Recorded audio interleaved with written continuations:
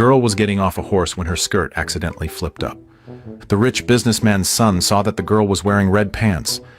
Зачетные труселя! At first, he grinned like a pervert, but then he suddenly realized something was off. Those were modern pants. He rushed over, needing to see for himself. Turns out the wealthy businessman Pavel had spent a fortune hiring a film crew to stage an immersive time travel experience for his spoiled son, Grisha. He used a tranquilizer gun to knock Grisha out, and when Grisha woke up, he had become a servant in a landowner's estate. Before he could even react, a supervisor grabbed him, dragged him out while cursing him out, saying he failed to bridle the horses on time, and then gave him a real, brutal whipping. To make the performance convincing, yes, they were using real whips. This place was a village set built to look exactly like it was 200 years ago. You think that's a rotten apple? Inside, it's actually a hidden camera. There are hidden cameras in tree trunks, haystacks, even inside goat bones. Every villager is a professional actor. Whatever the director tells them to do, they do it. Even kiss scenes or bed scenes must be fully realistic. Their goal is to make Grisha truly believe he has traveled back in time to the czarist era of the 19th century. But while Grisha is spoiled, he's not stupid. He figured this had to be some kind of reality show. He told the villagers to stop acting, demanded a phone, and said he wanted to go home. Phone? What's that? Oh my God, they're still acting? Fine, you keep playing, I'm done. He turned and ran off, but the things he saw along the way started to confuse him. If this was a reality show, why weren't there any cameramen around? Then he saw a real bear at the edge of the village, and that's when he started to believe. Maybe he really had time traveled. Soon after, he was captured and brought back. As punishment for trying to escape, a serious crime for a servant, he was to be taken to the execution grounds. To make him truly believe it was 1860, the crew had to make everything even more realistic. So on the way to the execution site, the crew staged a scene where another servant had his hand chopped off. Grisha was completely terrified. Then he was brought up onto the platform, a rope placed around his neck, ready to face hanging. Grisha screamed, "You touch me and you're done! My dad is the wealthy businessman Pavel." No one cared who his father was. Today, you die. When he saw that even dropping his dad's name didn't help, Grisha finally got scared. Of course, as the main character, the director was never going to let him die. Just at the critical moment, a girl in red came riding in on a horse. She was Aglaya, the landowner's daughter, and also the leading lady arranged by the crew. Her character was designed to be kind and gentle. According to the script, she will save Grisha, become his girlfriend, and even share some intimate scenes with him. Depending on how the story went, they might even end up having a child. Aglaya said that today was her coming-of-age ceremony, and she didn't want anyone to die on such a beautiful day. Dmitri was a loving father, so he immediately ordered a pardon for all the prisoners. And just like that, Grisha was set free. He was so scared he wet himself for real. Штаны сухие есть? He didn't even notice there was an eagle flying overhead. But it wasn't a real eagle. It was a drone. The drone flew into a distant windmill, which was actually a high-tech control center for the whole village. Every villager wore a special spy earpiece, and the director and backstage crew gave them instructions via radio from inside the windmill. To be extra cautious, they even had a sniper on standby. If anything went wrong or their cover was about to be blown, he'd tranquilize Grisha immediately. Not far from the windmill was an actor's rest area. When they weren't in a scene, the actors would gather there to chat and rehearse their lines. They weren't allowed to say anything related to the modern world. Although Grisha had escaped death, he still had to keep working in the stables as a servant. At night, he slept in a smelly stable. Thinking about everything that had happened that day, he was now fully convinced he had really traveled back in time. He decided to survive and figure out a way to return to his time. But the next day at mealtime, he was already starting to crack. "This? You're feeding pigs? At least give me some meat." "There is meat. Eat up." It wasn't just the food.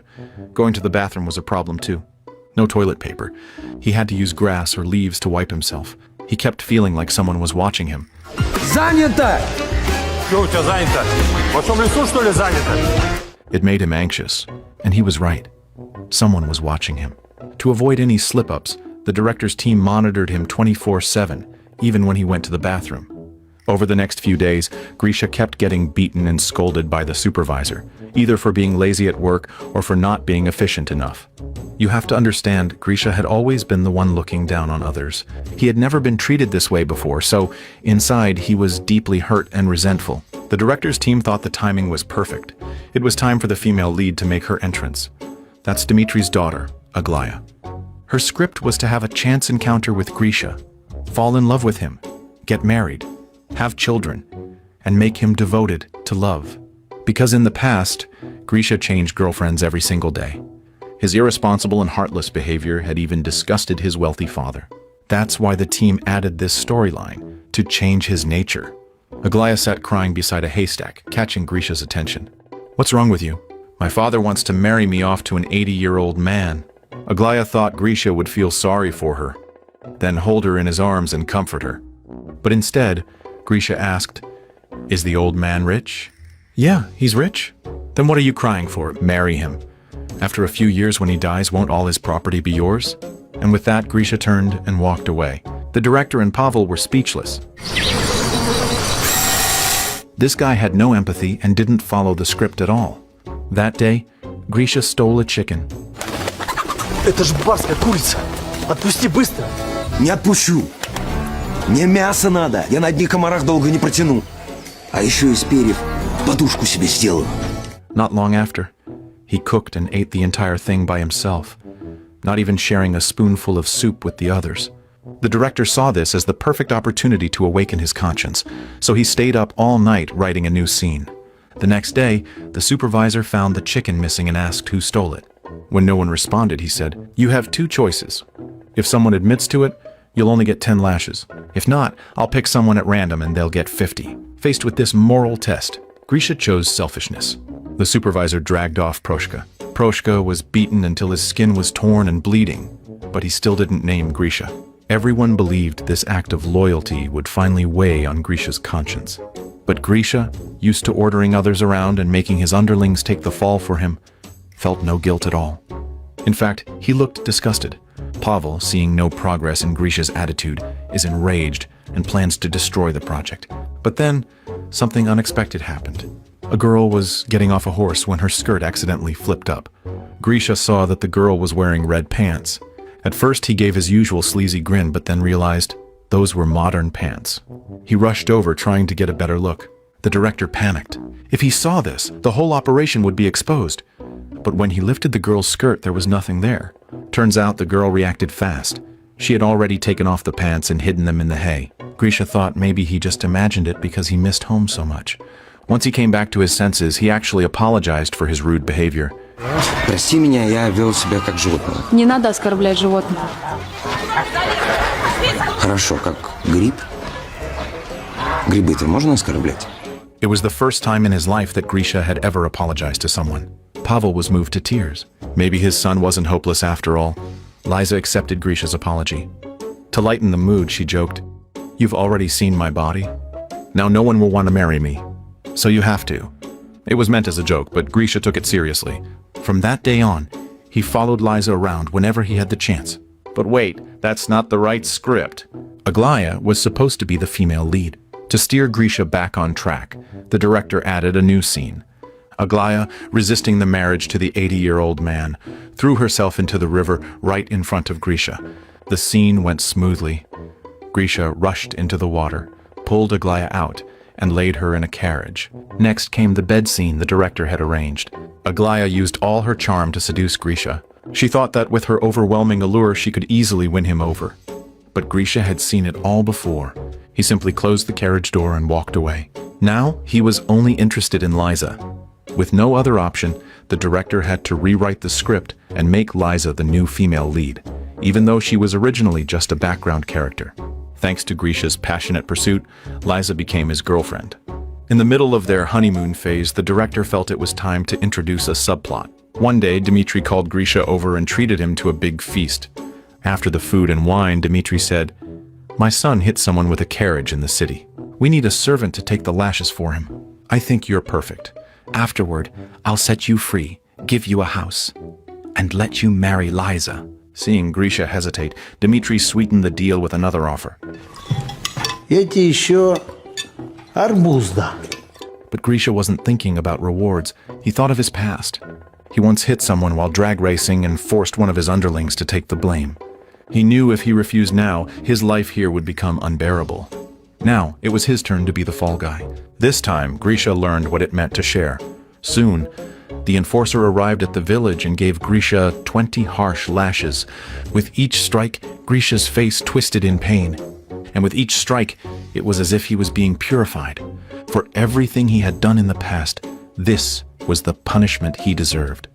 Even though it was all arranged by Pavel, he still couldn't bear to watch. The next day, Grisha went to Dmitri's house to collect his letter of freedom. But Dmitri's son went back on his word. Not only did he refuse to give it to him, he also humiliated Grisha and even spat in his face. Gotta admit, these professional actors were incredible. Their performances made viewers watching the screen furious. Everyone expected Grisha to fight back like a man, but instead, he chose cowardice. That was just who he was. He bullied the weak and feared the strong.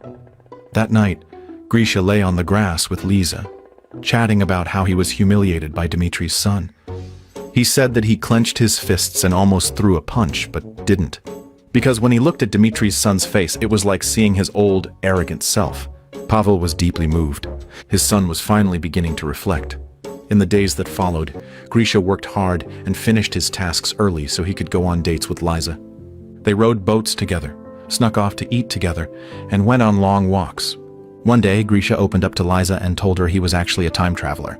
He used to act like nothing mattered because his mother had passed away when he was young, and his father was always too busy making money to care about him. On the surface, Liza said she didn't understand what time travel meant, but her feelings toward Grisha started to change. She looked down on him at first, thinking he was just a spoiled rich kid. But after spending time together, she realized she might actually be falling for him. At this point, the director felt it was time to push the story to its climax. One day, a group of soldiers stormed into the village. They demanded to take the most beautiful girl, or they'd slaughter the entire village. They grabbed a random girl, but since the soldiers valued bravery, they gave the villagers a chance. If anyone dared to challenge them to a duel, win or lose, the girl would be released. The girl's father bravely stepped forward, but he was defeated in a few blows and had his head chopped off. Of course, it was just clever camera angles and a fake prop head. Next, it was Liza's turn. All eyes turned to Grisha. This was the final challenge meant to help him overcome his cowardly nature. If he passed this test, the time travel show would end perfectly. But Grisha looked at the woman he loved, then remembered the man who had just been beheaded. "Why are you all looking at me? I barely even know her." Then he turned and walked away. Grisha once again chose cowardice. Liza was crushed, and Pavel felt utterly humiliated. He immediately ordered the sniper to tranquilize the coward and end the whole project. But then, something no one expected happened. Давай! Зашибут твари!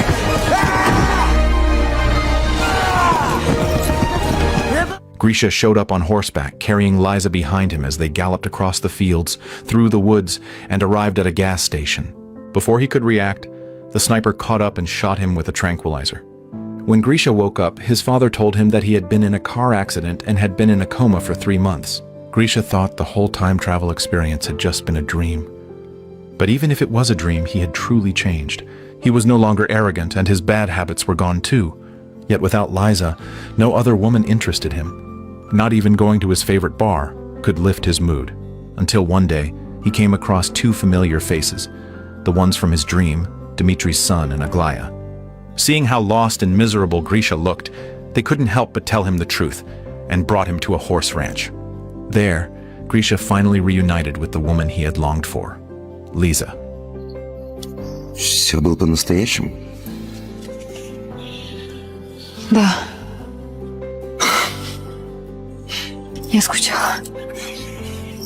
In the end, the village built to change Grisha was once again put to use, to help other rebellious kids, and Grisha became one of the enforcers in the village. As the saying goes, it's easy to change your surroundings, but hard to change your nature. Changing a person is tough. Changing their bad habits is even tougher. But with the love of a parent and the love of a partner, changing someone might not be that hard after all. See you next time.